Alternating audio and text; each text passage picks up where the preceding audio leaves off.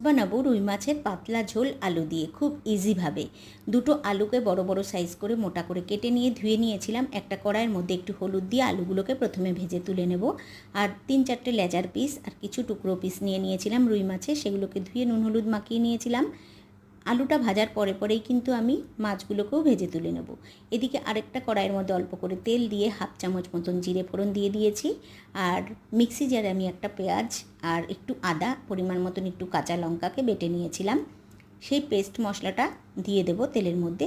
দিয়ে নুন আর হলুদ দিয়ে ভালো করে কষিয়ে নিয়ে সামান্য একটু জল দিয়ে আবারও কিছুক্ষণ কষাবো। তারপর ভেজে রাখা আলুগুলোকে দিয়ে দেব। দিয়ে 1 চামচ মতন, ছোটো চামচের 1 চামচ মতন জিরে আর ধনে গুঁড়ো করা ছিল ঘরে, সেটা দিয়ে দেব। দিয়ে আবারও কিছুক্ষণ ভালো করে কষিয়ে নেব মশলাটাকে। তারপরে পরিমাণ মতন জল দিয়ে ফুটতে দেবো ঝোলটাকে। যখন ঝোলটা ফুটে আসবে মাছগুলোকে দিয়ে দেবো।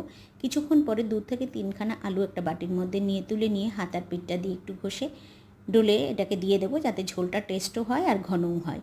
এইভাবে কিন্তু আজকে আমি রুই মাছের ঝোল খুব ইজিভাবে কী করে বানাতে হয় তাড়াতাড়ির মধ্যে সেটাই করেছি, সেটাই আপনাদের সাথে শেয়ার করলাম।